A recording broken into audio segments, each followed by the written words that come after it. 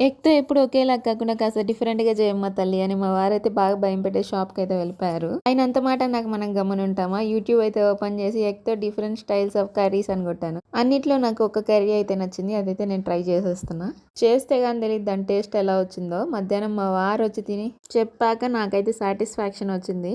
కానీ ఆయనకన్నా నేను ముందుగా తింటానులేండి. ఎంత ముందుగా తిన్నా కూడా మనకు టేస్ట్ నచ్చితే సరిపోదు. ఇంట్లో వాళ్ళకి నచ్చితే మనకు సాటిస్ఫాక్షన్ వస్తుంది.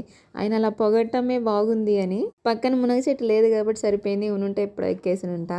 నేను స్టార్టింగ్ స్మెల్ వచ్చేటప్పుడే అనుకున్నా ఇదేదో చికెన్ గ్రేవీ లాగా మటన్ గ్రేవీ లాగా వాసన బాగా వస్తుంది. ఇవాళ మార్కులు కొట్టేయచ్చు నేనని. ఈ ఆఫ్టర్నూన్ అప్లోడ్ చేద్దాం అనుకున్నా ఈ కర్రీ చేసిన వీడియో. కానీ మా వారు టేస్ట్ చెప్పాక అప్లోడ్ చేద్దాము. నా కర్రీని ఎవరైనా చేస్తే మళ్ళీ అది బాగా రాకపోతే నన్ను తిట్టుకుంటారు. అందుకని నువ్వు చెప్పాక నేను అప్లోడ్ చేస్తాను అని ఇప్పుడైతే అప్లోడ్ చేస్తున్నదాన్ని. టేస్ట్ అయితే చాలా బాగుంది. అసలు ఆలోచించబోలేదు. ఒకసారి ట్రై చేయండి. వీడియో నచ్చితే లైక్ చేయండి. నెల్లూరు పిల్ల ఛానల్ని సబ్స్క్రైబ్ చేసుకోండి.